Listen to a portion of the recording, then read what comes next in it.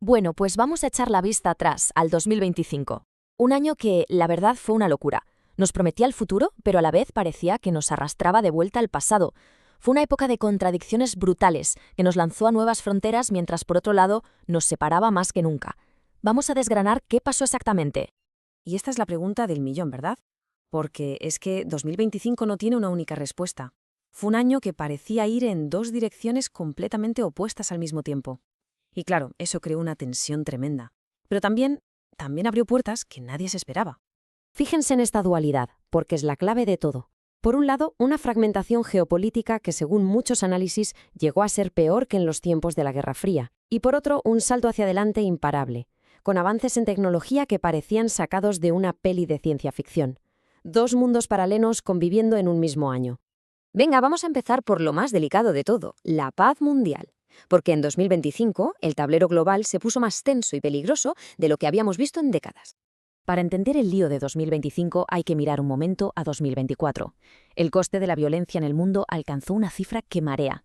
Casi 20 billones de dólares. 20 billones. Eso es más del 11% de toda la riqueza generada en el planeta. Con esa carga económica, es normal que se creara el caldo de cultivo perfecto para la inestabilidad y los conflictos que estallaron justo después. Pero ojo, esta falta de paz no fue igual en todas partes, y aquí es donde la cosa se pone interesante. El deterioro no fue general. El verdadero problema, el agujero negro, fue el aumento de los conflictos activos, que empeoraron un 17,5% desde 2008, y una militarización cada vez mayor. Lo curioso es que, a nivel de seguridad ciudadana, la cosa incluso mejoró un poquito. Y claro, esta tensión se materializó en puntos muy concretos del mapa. En Casemira, un ataque en abril puso a dos potencias nucleares como India y Pakistán al borde del abismo. En el Cuerno de África, las ganas de Etiopía de tener una salida al mar crearon un polvorín con Eritrea. Y tanto en Sudán del Sur como en el Congo, los conflictos que ya tenían se avivaron por culpa de las guerras de los vecinos y la eterna lucha por los recursos. Pero, y aquí volvemos a la gran contradicción del 2025, justo cuando todo parecía más negro que nunca, la diplomacia se sacó de la manga una victoria que sinceramente poquísimos se atrevían a imaginar. La prueba de que la esperanza no estaba del todo perdida llegó en octubre.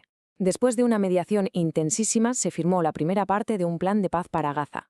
Esto llevó al intercambio de los últimos rehenes y, finalmente, al anuncio que lo cambió todo. Jamás decía estar dispuesto a ceder el control de la franja, un paso que era, simplemente, histórico en uno de los conflictos más enquistados del planeta. Es que está todo conectado. Tanto el coste de la guerra como el de la paz acaban teniendo un eco directo en la economía.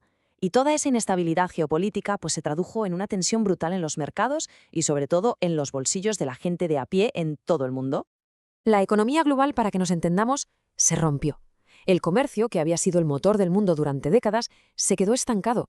Las políticas proteccionistas se dispararon, con medidas restrictivas que casi se triplicaron en nada de tiempo.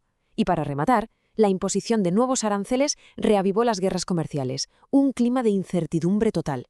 Y para los países en desarrollo, la situación fue, crítica. La deuda se convirtió en una losa imposible de mover. De media, estos países se gastaban el 42% de sus ingresos solo en pagar los intereses de lo que debían. En África subsahariana, el 80% de los países dedicaban más de una quinta parte de su presupuesto a esto. Un sistema que te ahoga, que no te deja crecer, con China consolidada como el principal prestamista. Pero a ver, mientras la economía y la política de siempre se agrietaban, algo totalmente distinto estaba explotando en el mundo de la tecnología. Fue una era de innovación con dos caras. Por un lado, un progreso alucinante y por otro, ansiedades nuevas y muy profundas.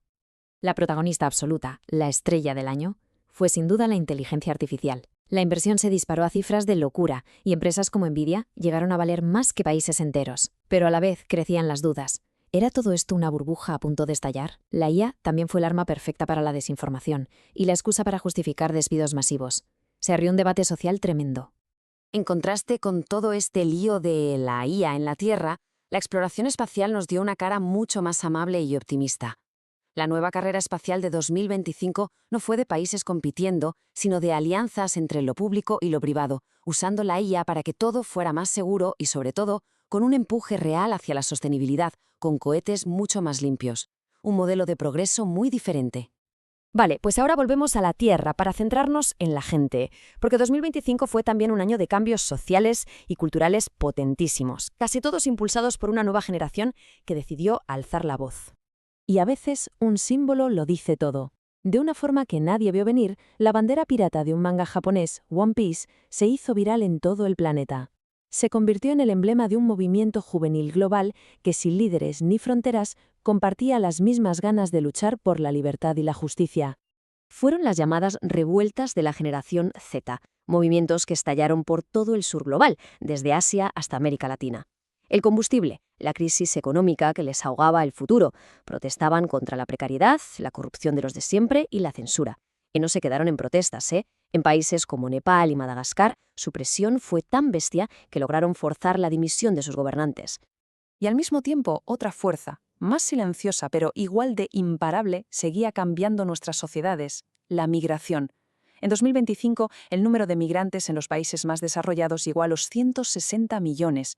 Y eso no es solo un dato demográfico, es una reconfiguración total de nuestras culturas, nuestras economías y hasta de nuestras identidades. Y por último, un cambio más íntimo, pero también muy significativo.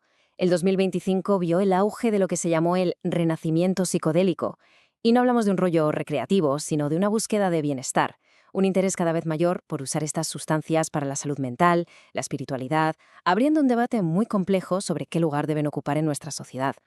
Y así pues llegamos al final del recorrido. El legado de 2025 es complicado, una herencia llena de las contradicciones que hemos ido viendo. Fue un año que nos enseñó que la fragmentación política y la conexión humana y tecnológica pueden existir a la vez, tirando de nosotros en direcciones opuestas. Y esa es la gran pregunta que nos deja 2025 en el aire, con un mundo cada vez más tenso. ¿Toda esta innovación tecnológica y esta transformación social nos están haciendo más fuertes, más resilientes? ¿O simplemente están abriendo una nueva caja de Pandora llena de desafíos que apenas empezamos a comprender? Pues el tiempo lo dirá. Gracias por habernos acompañado en este análisis.